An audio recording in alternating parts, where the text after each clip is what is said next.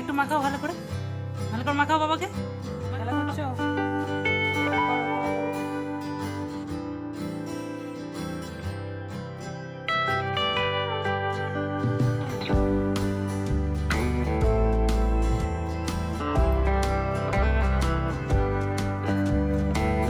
নমস্কার বন্ধুরা, কেমন আছেন সবাই? আশা করছি সবাই খুব ভালো আছেন।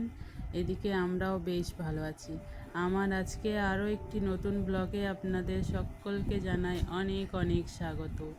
তো বন্ধুরা, আজকের দিনটা ছিল হোলির দিন। তো আমি এই যে এখন সকালে স্নান টান করে নিয়েছি। এরপরে মানে আর কি একটু ক্রিম ট্রিম মেখে নিচ্ছি। আর মেয়ে এদিকে সকালে ব্রেকফাস্ট হয়ে গেছে, মেয়েকে খাইয়ে দিয়েছি, ওর বাবাও খেয়ে নিয়েছে আর আমিও একটু খেয়েছি। তো এদিকে আমি স্নান টান করে নিয়েছি এখন। আজকের দিনটা আমাদের বাঙালিদের কাছে খুবই গুরুত্বপূর্ণ একটা দিন। তো আজকের দিনটা আমি কেমনভাবে কাটাই তো সেটাই তোমাদের সাথে শেয়ার করব। তো চলো, তোমরা আজকের ভিডিওটা দেখবে, স্কিপ করবে না, পুরো ভিডিওটা দেখবে, তোমাদের খুব ভালো লাগবে। আমাদের এদিকে যেহেতু নন বেঙ্গলিরা বেশি থাকে, তো আজকে দোলটা মানে সেরকমভাবে খেলছে না। আসলে দুদিন তো দোল, মানে আজকে হচ্ছে বাঙালিদের, কালকে হচ্ছে নন বেঙ্গলিদের। তো এদিকে যেহেতু নন বেঙ্গলিরাই বেশি থাকে, তো কালকে আমাদের ছাদে মানে পুরো মানে অনেকেই দোল খেলে আর কি, অনেক মানে মহিলারা দোল খেলে, পুরো ফ্যামিলি আর কি। তো আমরা তেমনভাবে অত ছাদে গিয়ে এত দোল টোল খেলি না বাবা, ঘরের মধ্যে অল্প স্বল্প ওই আর কি দোল খেলে নিই, তো ওতেই হয়ে যায়।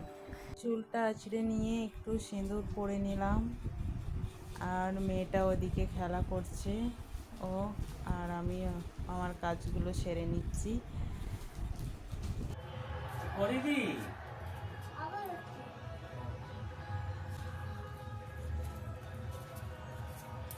এই পড়ে গেছে। বর এদিকে দোল মানে হোলি মাখতে চাইছে না আবির, তো আমি প্রথমে একটু করে ওর পায়ে দিলাম, বরের পায়ে একটু দিলাম আর মেয়ের পায়েও একটু দিলাম আবির। যেহেতু এরাই আমার জীবনের সব থেকে প্রিয় মানুষ, মানে স্পেশাল মানুষ, তো এদের পায়ে আগে দিলাম, তারপরে একটু করে গালে আবির ছুঁয়ে দিলাম। এদিকে আমি রান্না বসিয়ে দিয়েছি, আমার রান্না হচ্ছে একদিকে, আর একদিকে ভাবলাম একটু করে আবির মেখে নিই আমরা তিনজনে। তো এই যে আমরা এখন আবির মাখছি। তো তোমরা কেমন আবির মাখো অবশ্যই আমাকে কমেন্টে জানিও, ঠিক আছে? তো আমরা এমনি আর একটু মাখাও ভালো করে মাখাও বাবাকে। মাখাও নাও।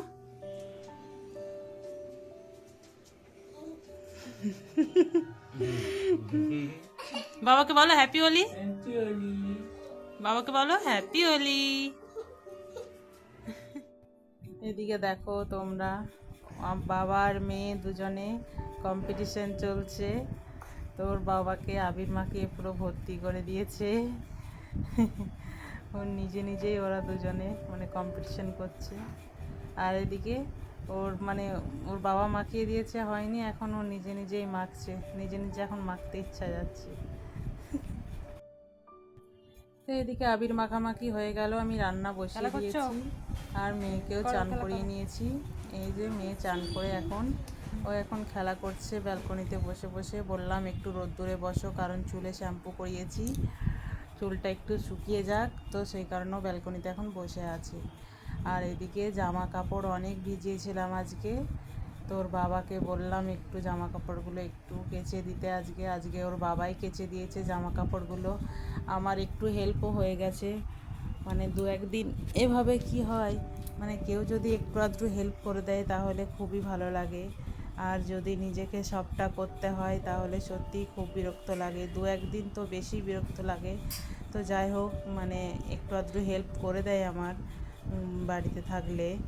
তো এই যে ওই জামা কাপড়গুলো সব কেচে দিয়েছে, আজকে অনেকটা জামা কাপড় ভিজিয়েছিলাম, আর বেশিরভাগটাই ওই মানে মেয়েটারই জামা ভিজিয়েছিলাম, জামা কাপড় জামা প্যান্ট ওরই বেশি ছিল। আর আমাদের তেমনভাবে ভিজাইনি আজকে। ও ছোট ছোট জামাগুলো বেশিরভাগ ভিজিয়েছিলাম আজকে। ও কেচে দিল জামাগুলো, তো সেইগুলোই আমি এখন একটা একটা করে ব্যালকনিতে মিলে দিচ্ছি। আজকে আর ছাদে গেলাম না জামা কাপড় মিলতে, তার কারণ ছাদে মানে অনেকে হোলি টোলি খেলবে, তো জানি না যদি জামা কাপড়ে লেগে যায়, তো সেই কারণে ছাদে আর মিলতে গেলাম না, ব্যালকনিতেই মেলে দিচ্ছি একটা একটা করে। যেহেতু ব্যালকনিতে আমাদের মানে মিলতে অসুবিধা হয় না, যদি কম কম জামা কাপড় হয় তাহলে তো আমি ব্যালকনিতেই মেলে দিই, ছাদে যাই না, মানে খুব একটা প্রয়োজন পড়ে না। যখন মানে খুব বেশি বেশি জামা কাপড় ভিজায়, বড় বড় চাদর টাদর ভিজায়, তখন ছাদে যেতে হয়, নইলে তো ব্যালকনিতেই আমাদের হয়ে যায় বেশিরভাগটা। তো এই যে দেখো আমি এখন জামা কাপড়গুলো একটা একটা করে মেলে দিলাম, আর ওদিকে রান্না আমার হচ্ছে। তো মেয়েকে ওইদিকে চান টান করানো হয়ে গেছে, আর ওর বাবা এদিকে বাথরুমে চান করছে। তারপরে আমরা মানে মেয়েকে খাওয়াবো, তারপরেই মানে খেয়ে নেব। এখন 1-1:30টার মতো বেজে গেছে। তো এই যে দেখো আমার জামা কাপড়গুলো সব মেলা হয়ে গেল আস্তে আস্তে। আজকে যেহেতু দোল পূর্ণিমা, তো সেই কারণে মানে আজকে নিরামিষ রান্নাই করেছি, তো বেশি কিছু রান্না করিনি আজকে। আজকে ওই বাঁধাকপির সবজি করেছি, যেটা ওর বাবা আরে ওরা খাবে, আমি তো খাই না বাঁধাকপি সবজি, বাবা আর মেয়ে খাবে।